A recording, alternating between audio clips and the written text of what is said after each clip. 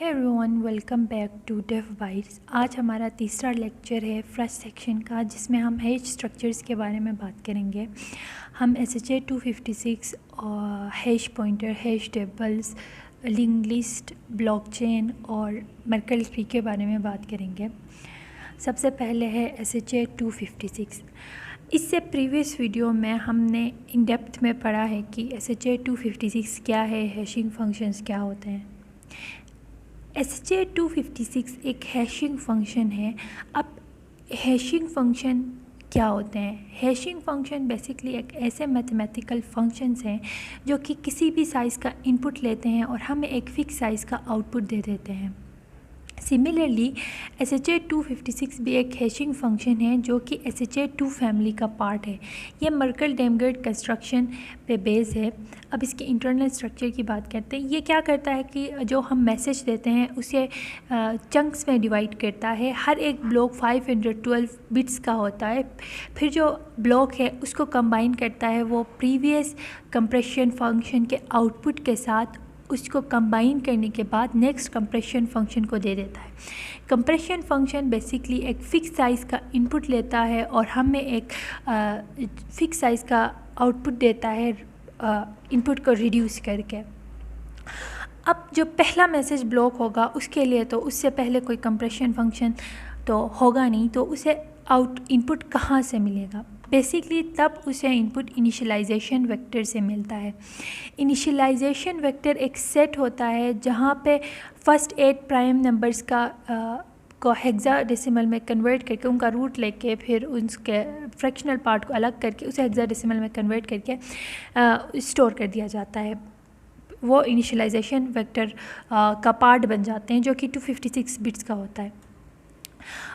इसमें जो पहले 8 बिट्स है, पहले 8 प्राइम नंबर्स है, उन्हें पहले उनका स्क्वायर रूट लिया जाता है हर एक का। लेने के बाद जो वैल्यू आती है उससे फ्रैक्शनल पार्ट को अलग किया जाता है। अलग करने के बाद उसे हेक्साडेसिमल में कन्वर्ट किया जाता है। फिर जो वैल्यू आती है हेक्साडेसिमल में उससे 32 बिट वैल्यू को लिया जाता है और उस वैल्यू को इस सेट में ऐड कर दिया जाता है। हर एक से 32 बिट वैल्यू लेके ये 256 बिट का एक सेट बन जाता है। अब हम ये एक दफ़ा करके देख लेते हैं कि ये होता कैसे है। जैसे 2 हमारे पास पहला प्राइम नंबर है तो 2 का रूट लेते हैं। 2 का रूट हमारे पास आ रहा है 1.414213562337। इससे ये जो पॉइंट के बाद वाली वैल्यू है इसे कॉपी किया जाता है। ये पॉइंट के बाद वाली ये जो वैल्यू है ये फ्रैक्शनल पार्ट है बेसिकली, और इसे कन्वर्ट किया जाता है हेक्साडेसिमल वैल्यू में। अब जब हेक्साडेसिमल में वैल्यू में कन्वर्ट किया है तो हमारे पास ये वैल्यू आ गई है। रिमेंबर, एक हेक्साडेसिमल डिजिट 4 बिट्स को ऑक्यूपाई करता है और हमें हर एक प्राइम नंबर से 32 बिट वैल्यू को ही लेना है। यहाँ से ये 6 करेगा 4 बिट्स, 8, 12, 16, 20, 24, 28 और 32। 6 से लेके जो 7 है यहाँ तक ये वैल्यू स्टोर होंगी इनिशियलाइजेशन वेक्टर के सेट में, जैसे कि हम यहाँ पे देख सकते हैं। यही सिमिलर प्रोसेस जो नेक्स्ट प्राइम नंबर है उसके साथ भी होगा। 3 के लिए भी करके देख लेते हैं।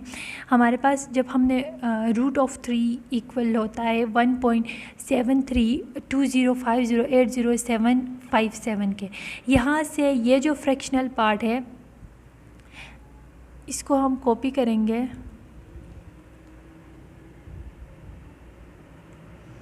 और हम कन्वर्ट करेंगे उसे बाइनरी में, हेक्साडेसिमल में।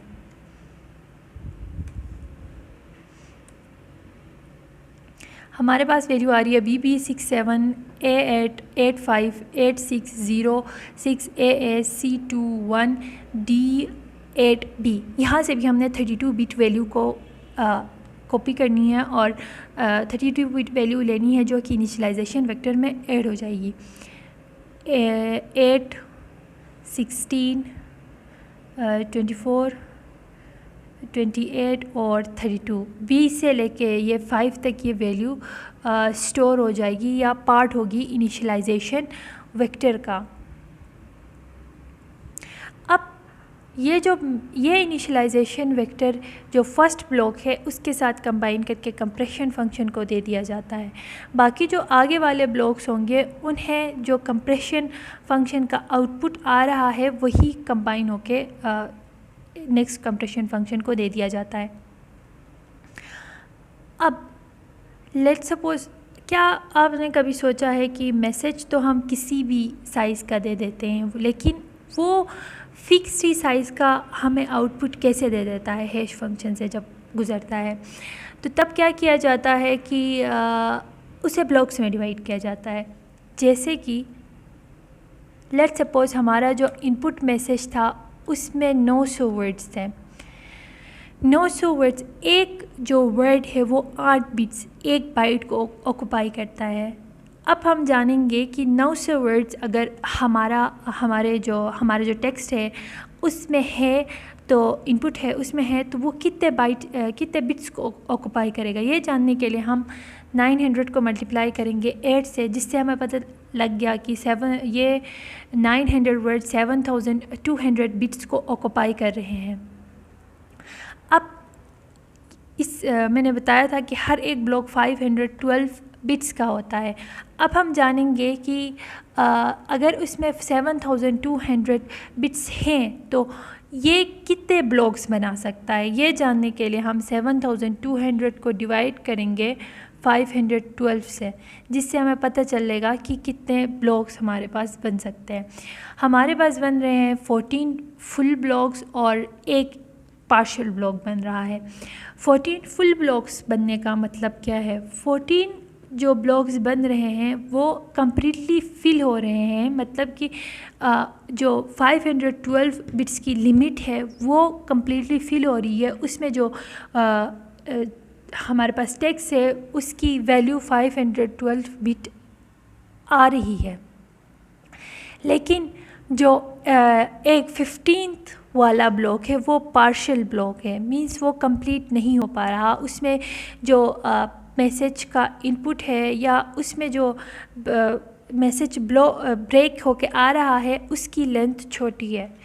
जैसे कि लेट्स सपोज हमारे पास जो 15th ब्लॉक है उसमें ये टेक्स्ट लिखा हुआ है, या फिर जो हमने मैसेज को ब्रेक किया है लास्ट में हमारे पास ये मैसेज रह रहा है जो कि 15th ब्लॉक में आएगा।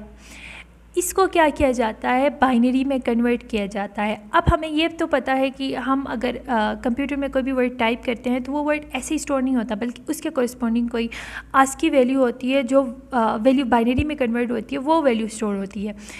यहाँ पे भी हमने सिंपली इसे बाइनरी में कन्वर्ट करना है। बाइनरी में कन्वर्ट करने के लिए एल के कॉरस्पॉन्डिंग या ई के कॉरस्पॉन्डिंग जो भी आस्की वैल्यू है उसे कन्वर्ट करेंगे हम बाइनरी में। जैसे कि हम देखते हैं आस्की वैल्यू ई की आस्की वैल्यू है 101। इसे हम कन्वर्ट करेंगे बाइनरी में। हमारे पास वैल्यू आ रही है 1100101, 1100101 सिमिलर वैल्यू है। इसे बाइनरी में कन्वर्ट करने के बाद हम क्या करेंगे?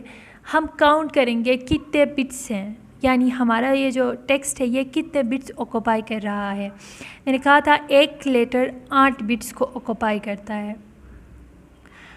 इसमें टोटल कैरेक्टर्स 13 है। अब मैंने कहा था कि हर एक जो कैरेक्टर है वो 8 बिट्स को ऑक्यूपाई करता है। इसमें है टोटल 13 कैरेक्टर्स। यहाँ पे हम देख सकते हैं 3 वर्ड्स है, 13 कैरेक्टर्स हैं इसमें। अब कितने बिट्स को ऑक्यूपाई करता है ये जानने के लिए हम 13 को मल्टीप्लाई करेंगे 8 से, जिससे हमें पता चल गया कि ये 104 बिट्स को ऑक्यूपाई कर रहा है। हमें एक ब्लॉक के लिए 512 बिट्स चाहिए, ये 104 बिट्स को ऑक्यूपाई कर रहा है, इसलिए ये एक पार्शियल ब्लॉक है। अगर यहाँ पे 512 बिट्स को ये ऑक्यूपाई कर रहा होता तो तब ये एक फुल ब्लॉक बन चुका होता। हमें तब पैडिंग ऐड करने की नीड नहीं पड़ती। अब हमें पैडिंग ऐड करने की नीड पड़ रही है। हम क्या करेंगे, एक बिट को ऐड करेंगे लास्ट में मतलब कि जो हमने बाइनरी वैल्यू क्रिएट की है उस जो टेक्स्ट था उसके एंड में हम 1 को ऐड कर देंगे ऐसे। अब पहले ये 104 बिट का था, अब ये 1 ऐड करने से ये हमारे पास 105 बिट्स का बन गया। अब हमें यहाँ पे ये जो वैल्यू मिली है इसकी लेंथ 448 बिट्स की हो, ये लाजमी है, लेकिन ये हमारे पास है 105 बिट्स की। ये 105 बिट्स की है, इसलिए हमें मज़ीद ज़ीरोज़ ऐड करने हैं। अब टोटल लेंथ हमें चाहिए थी 448 की और जो टेक्स्ट है उसकी लेंथ है 105, तो हमें 343 ज़ीरोज़ ऐड करने हैं ताकि इसकी लेंथ 448 बिट्स की बन सके। तो हम 1 के बाद 343 ज़ीरोज़ ऐड करेंगे। स्टेप 5 में क्या करना है कि अब हमारे पास सिर्फ और सिर्फ 64 बिट्स वैल्यू रहती है, जो कि ऐड करने से ये ब्लॉक हमारे पास एक कंप्लीट ब्लॉक बनेगा 512 बिट्स का। तो ये जो 64 बिट वैल्यू होगी ये रिप्रेजेंट करेगी length of original message. Length of original message मतलब जैसे हमने पहले उस मैसेज को 900 वर्ड्स कहता 900 कैरेक्टर्स का था, उसे जब हमने उसमें बिट्स में कन्वर्ट किया तो हमारे पास 7200 बिट्स ऑक्यूपाई कर रहा है, ये वैल्यू आ गई थी। अब ये जो 7200 बिट्स हैं इसे हमने कन्वर्ट करना है बाइनरी में, तो हमारे पास ये वाली वैल्यू आ जाएगी। बाकी जो यहाँ से एक मिनट यहाँ मैं करके देखती हूँ।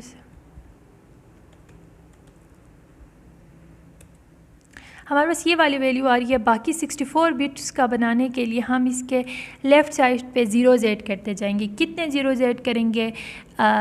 ये जो वर्ड है हमारे पास, ये 7200 को बाइनरी में कन्वर्ट करने से जो वैल्यू आ रही है उसको भी ऐड करके जो ज़ीरोज़ है उनकी लेंथ 64 हो, इतने हम ज़ीरोज़ ऐड करेंगे। यहाँ पर हर एक बिट एक ही, ये जो ज़ीरो है या ये जो 1 है ये एक ही बिट को ऑक्यूपाई कर रहा है। तो इसी तरीके से हमारे पास ये 13 डिजिट्स का कैरेक्टर आ रहा था, 13 माइनस 64, तो हम करेंगे जी 51 ज़ीरोज़ इसके लेफ़्ट साइड पे ऐड करेंगे, जिससे ये 64 बिट का बन जाएगा। अब हमने क्या करना है कि फाइनली हमारे पास ये 512 बिट्स का ब्लॉक बन चुका है और ये जो 16 बिट की ये वैल्यू है इसे हमने 343 जो ज़ीरोज़ ऐड किए थे उसके बाद ऐड करना है, जिससे ये एक कंप्लीट ब्लॉक हमारे पास बन जाएगा। अब जब ये कंप्लीट ब्लॉक बना तो बाकी प्रोसेस वही है जो कंप्रेशन फंक्शन से जो आउटपुट आ रहा है इसको कंबाइन करके हम नेक्स्ट कंप्रेशन फंक्शन को देंगे। अगर ये फर्स्ट ब्लॉक है तो ये इनिशियलाइजेशन वेक्टर के साथ कंबाइन होगा और फिर हम ये कंप्रेशन फंक्शन को दिया जाएगा। नेक्स्ट है हमारे पास हैश पॉइंटर्स। पॉइंटर्स क्या होते हैं? पॉइंटर्स बेसिकली स्टोर करते हैं लोकेशन जहाँ पे कोई डेटा स्टोर होता है। हैश पॉइंटर भी सिमिलर काम करते हैं, ये एड्रेसेस स्टोर करते हैं और साथ में किसी फ़ाइल की इंटीग्रिटी मेंटेन रहे ये देख लेते हैं। कैसे? ये हैश पॉइंटर भी सिमिलरली काम करते हैं, ये एड्रेसेस के साथ साथ फिंगरप्रिंट भी स्टोर करते हैं। फिंगरप्रिंट मतलब कि जो ब्लॉक या फिर जो डेटा है उसमें कोई चेंजेस ना आ रही हों, ये चीज़ भी मेंटेन करते हैं। हैश पॉइंटर्स के ज़रिए हम ईज़िली इंफॉर्मेशन को रिट्रीव कर लेते हैं। कैसे? हमारे पास एड्रेसेस होते हैं और वेरीफाई इंटीग्रिटी को कैसे मेंटेन करते हैं कि अगर ब्लॉक इससे जो अगर हम किसी डेटा के हैश को स्टोर कर रहे हैं उस डेटा में अगर कोई चेंजेस आ जाए तो हैश भी चेंज होगा, जो कि हमने जो हैश स्टोर किया है उससे मैच नहीं करेगा, तो हमें पता लग जाएगा कि इस डेटा में कोई चेंजेस की गई हैं। अब हम चलते हैं ईथरस्कैन पे।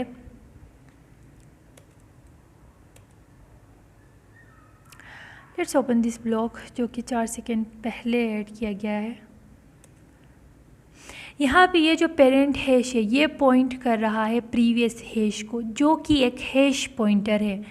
अब जब मैं इस पर क्लिक करूँगी तो ये ब्लॉक ओपन हो जाएगा, इंफॉर्मेशन मैं रिट्रीव कर रही हूँ इस पर क्लिक करके। और साथ साथ अगर यहाँ पे ये जो पेरेंट हैश है, अगर इस डेट ब्लॉक में कोई चेंजेस करने की कोशिश करेगा तो ये प्रीवियस हैश चेंज हो जाएगा, जिसकी वजह से जो ये ब्लॉक या इस जो नेक्स्ट ब्लॉक उस हैश को रख रहा है, या जो नेक्स्ट ब्लॉक जिसके पास हैश पॉइंटर है इस हैश का, वो भी चेंज हो जाएगा, जिससे कि ये हम जान पाएंगे कि डेटा में किसी ने चेंजेस की हुई हैं। नेक्स्ट है हैश टेबल्स। हैश टेबल्स में की वैल्यूज़ को स्टोर की जाती हैं हैश फंक्शन के ज़रिए। जैसे पहले जब हमारे पास फ़ोन डायरेक्टरीज़ होती थी तो तब हम नाम के साथ किसी का नंबर स्टोर करना हो तो हम नाम के साथ स्टोर करते थे, लेकिन फिर हमने सिक्वेंशली उसे ढूंढना पड़ता था, जो कि काफ़ी टाइम कंज्यूमिंग था। हैश टेबल में क्या होता है कि लेट्स सपोज मैं जॉन स्मिथ का फ़ोन नंबर सेव करना चाहती हूँ, तो ये जो की है जॉन स्मिथ, इसके कोरिस्पोंडिंग हैश फंक्शन से जब मैं गुजारूंगी तो कोई इंडेक्स वैल्यू मुझे मिलेगी।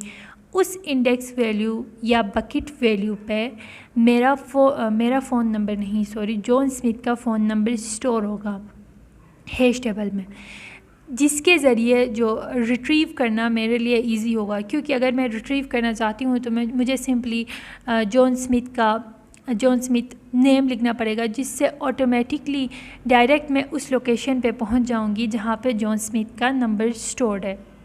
इसकी complexity big O of n है और ये मोस्टली यूज़ होता है क्योंकि ये ट्रेडिशनल जो सिस्टम्स थे उनसे बहुत ज़्यादा फास्ट है। अब हम बात करते हैं लिंक लिस्ट के बारे में। लिंक लिस्ट एक सिक्वेंशियल डेटा स्ट्रक्चर है जिसमें डेटा और पॉइंटर स्टोर होता है नोड्स के फॉर्म में। हर एक नोड में डेटा होता है और पॉइंटर होता है जो कि पॉइंट करता है नेक्स्ट नोड को। इसके बाद है हमारे पास ब्लॉकचेन। ब्लॉकचेन भी एक सिक्वेंशली ब्लॉक्स को स्टोर करता है। इसमें डेटा होता है जिसके अंदर ट्रांजैक्शंस वगैरह होती हैं और एक हैश पॉइंटर होता है, क्रिप्टोग्राफिक हैश, जो कि पॉइंट करता है प्रीवियस ब्लॉक को। ये जो लिंक लिस्ट है ये जब हमने डायनामिकली मेमोरी इनिशियलाइज़ करनी होती है तब यूज़ होता है और क्यू और स्टैक की इम्प्लीमेंटेशन के लिए यूज़ होता है। अब जब नोड्स में कोई डेटा चेंज होता है तो हम लिंक लिस्ट में ये नहीं जान सकते कि डेटा चेंज किया गया है वगैरह वगैरह, क्योंकि इसमें सिर्फ एक सिंपली पॉइंटर यूज़ होता है, हैश पॉइंटर यूज़ नहीं होता। बाकी जो ब्लॉकचेन है उसमें अगर कोई डेटा चेंज करे तो वो ईज़िली आइडेंटिफाई किया जा सकता है क्योंकि उसमें हैश पॉइंटर यूज़ होता है। हैश पॉइंटर की अगर हम एप्लीकेशन देखें ब्लॉकचेन में तो वो टेम्पर एविडेंट लॉक में यूज़ होता है। इसमें बेसिकली सिंपली हमने जो लास्ट ब्लॉक होता है उसका हैश स्टोर करना होता है और अगर बीच में अगर कोई अटैकर किसी ब्लॉक में कोई चेंजेस करता है तो वो हैश ऑटोमेटिकली चेंज हो जाता है, जिससे हम ये आइडेंटिफाई कर सकते हैं कि ब्लॉक में कोई चेंजेस वगैरह की गई हैं। अब हम ब्लॉकचेन डेमो वाली साइट पे जाते हैं और ये एक दफ़ा इम्प्लीमेंट करके देख लेते हैं। लेट्स सपोज मैं एक नोड हूँ, मेरे पास ये ब्लॉक्स स्टोर हैं।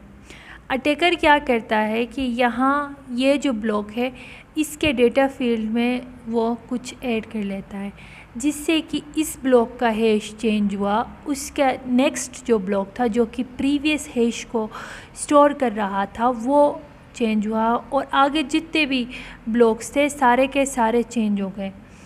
अब टेम्पर एविडेंट लॉग में क्या है कि जो नोड है वो स्टोर करेगा ये लास्ट वाला हैश,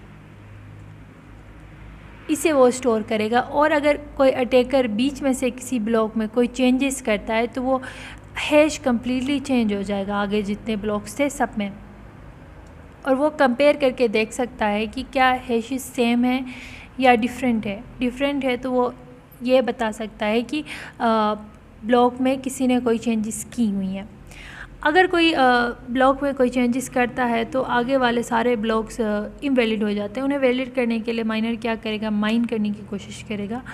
अगर वो माइंड करता है, एक ब्लॉक होता तो चलो वो माइंड भी कर लेता, लेकिन फिर भी वो काम का नहीं रहता। क्योंकि ब्लॉकचेन मेजॉरिटी ऑफ नोड्स के पास जो ब्लॉक्स है उन्हें ही एक्सेप्ट करता है।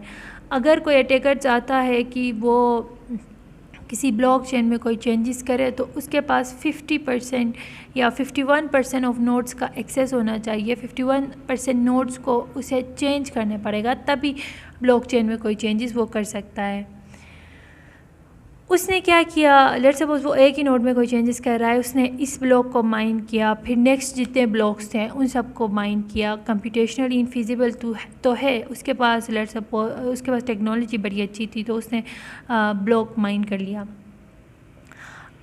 अब क्या है कि ब्लॉकचेन जो प्रोटोकॉल है वो कंपेयर करेगा इस नोड को बाकी नोड्स के साथ।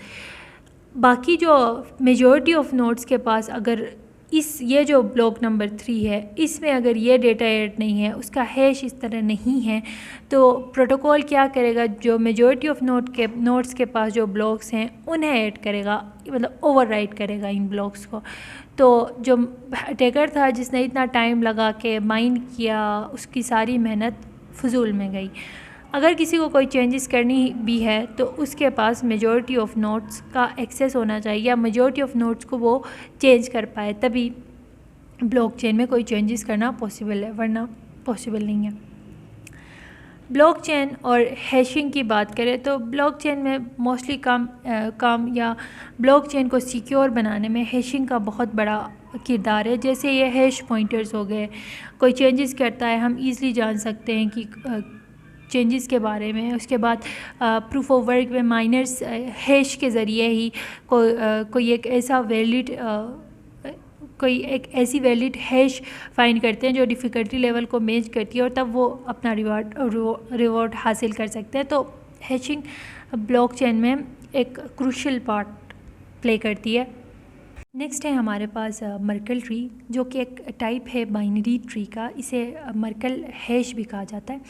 ये इसलिए डिज़ाइन किया गया है ताकि हम प्रूव कर सकें कि कोई डेटा किसी लार्ज डेटा सेट में एग्जिस्ट करता है। इसमें लीफ नोड्स होती हैं, जैसे कि ये हमारे पास लीफ नोड्स हैं जो कि रिप्रेजेंट करती हैं ट्रांजैक्शंस को। फिर नॉन लीफ नोड्स होती हैं जो कि जिनके पास कम्बिनेशन होता है उन लीफ नोड्स के हैशेस का। और लास्ट में हमारे पास एक रूट होता है, मर्कल रूट, जो कि हैश्ड या फिर जिसको हम कह सकते हैं कि जो कि वेरीफाई करता है पूरे मर्कल ट्री को। Merkel tree temper evident log को कैसे वेरीफाई करता है, इसकी अगर हम बात करें तो प्रीवियस स्लाइड पे चलते हैं। अगर किसी अटैकर ने या हैकर ने किसी भी डेटा आइटम को चेंज कर लिया तो रूट कम्प्लीटली चेंज हो जाएगा। क्यों चेंज होगा? क्योंकि ये हैशिंग की एक प्रॉपर्टी है। हमने पढ़ा है कि एवलांच इफेक्ट में अगर डेटा थोड़ा सा भी चेंज हो जाए तो हैश कम्प्लीटली चेंज होता है, जिसकी वजह से मर्कल रूट चेंज हो जाएगा। तो हम सिर्फ और सिर्फ मर्कल रूट को स्टोर करके ही हम देख सकते हैं कि क्या कोई चेंजेस तो किसी ने डेटा में नहीं की हैं। सेकेंड है प्रूफ ऑफ मेंबरशिप, या जिसे इंक्लूजन प्रूफ भी कहा जाता है, जिसमें सिंपली ये होता है कि हम किसी डेटा आइटम को ये प्रूफ करवा सकते हैं कि जिसमें सिंपली ये होता है कि हमारे पास अगर कोई डेटा आइटम है तो हम और डेटा सेट, जिसमें सिंपली ये होता है कि अगर हमारे पास कोई डेटा आइटम है और मर्कल ट्री है तो हम ये प्रूफ करवा सकते हैं कि ये डेटा आइटम स्पेसिफिक जो डेटा सेट है जिसका मर्कल ट्री बना है उसमें एग्जिस्ट करता है क्या। जैसे अगर हमने प्रूफ करवाना है कि ये कोड या फिर ये पैराग्राफ इस बुक का है, तो तब हम प्रूफ ऑफ मेंबरशिप या इंक्लूजन प्रूफ का यूज़ करते हैं, जिसमें सिंपली हमने वो डेटा आइटम देना है जिसको हमने प्रूफ करवाना है। फिर साथ में कुछ सिबलिंग हैशेस भी हमने देनी है ताकि हम ऊपर रूट तक पहुंच जाएं। जैसे कि अगर हमने डेटा 1 को प्रूफ करवाना है कि ये ऊपर जो डेटा सेट था मर्कल ट्री उसमें एग्जिस्ट करता है कि नहीं करता, तो सिंपली हमने डेटा 1 देना है, फिर उसका हम हैश निकालेंगे और हमें हैश 2 भी चाहिए, जो डेटा 2 था उसका हैश भी चाहिए। डेटा 2 एग्जैक्टली नहीं चाहिए, सिर्फ हमें हैश चाहिए। वो हैश हम लेंगे, फिर उन्हें कंबाइन करेंगे, कंबाइन करके फिर हैश लेंगे, फिर हमें उसके साथ जो सिबलिंग नोट थी उसका भी हैश चाहिए, वो हैश लेंगे और इस तरह करके हम ऊपर रूट तक पहुंच जाएंगे और हम प्रूव कर सकते हैं कि कोई स्पेसिफिक आइटम किसी डेटा सेट में एग्जिस्ट करता था without revealing the whole data set. हमें जो डेटा 2 था, डेटा 3 या जो भी डेटा सेट में डेटा आइटम्स थे उन्हें रिवील करने की नीड नहीं है। एक मर्कल प्रूफ भी होता है जो कि टाइप है इंकलजेंट प्रूफ का, जिसमें हम प्रूफ करवाते हैं कोई भी डेटा किसी मर्कल रूट में एग्जिस्ट करता है कह के। प्रूफ ऑफ मेंबरशिप को सिर्फ और सिर्फ लॉग ऑफ n हैशेस चाहिए ये प्रूफ करने के लिए कि कोई स्पेसिफिक डेटा आइटम इस मर्कल ट्री में एग्जिस्ट करता है। n नंबर है कितने लीफ नोड्स है उस मर्कल ट्री में। इसके मल्टीपल एडवांटेजेस है, जैसे हमने टेम्पर इविडेंट लॉग का देख लिया। हमें डेटा सेट पूरा रिवील करने की नीड नहीं है, हम सिर्फ और सिर्फ उसी डेटा आइटम को दे सकते हैं जिसको हमने प्रूफ करवाना है। अगर हम लिनक्स की जो ISO फाइल होती है उसे डाउनलोड कर रहे हैं इंटरनेट से, जो कि आई थिंक 4 to 6 GB की होती है, उसको डाउनलोड करने के बाद जब हम इंस्टॉल कर रहे होते हैं तो तब हमें पता चलता है कि ये फ़ाइल करप्टेड है, तो हमने जितना टाइम लगाया होता है वो ज़ाया जाता है। ऐसे केसेस में अगर उसे मर्कल ट्री के ज़रिए फाइल्स को डिवाइड किया जाए और अगर हम उसे डाउनलोड करें और हमें पता चले कि कोई किसी फ़ाइल में फ़ॉल्ट है या कोई फ़ाइल करप्ट है, तो हम सिर्फ और सिर्फ उसी पार्ट ऑफ फाइल को डाउनलोड करेंगे, बाकी फ़ाइल्स को डाउनलोड करने की हमें नीड नहीं पड़ेगी, जो कि हमारा टाइम भी सेव होगा और डाउनलोड भी ईज़िली हो जाएगा। तो इसके मल्टीपल एडवांटेजेस हैं। इस स्लाइड में हमने मर्कल ट्री के बारे में पढ़ा, फिर हमने लिंक लिस्ट क्या होता है ये पढ़ा, हैश टेबल्स के बारे में हमने पढ़ा, हैश पॉइंटर्स के बारे में पढ़ा और SHA 256 के बारे में पढ़ा। नेक्स्ट वीडियो में हम मर्कल ट्री के 2 लैब्स करेंगे और फिर उसके बाद हम डिजिटल सिग्नेचर्स के बारे में डिस्कस करेंगे। Thank you so much for watching.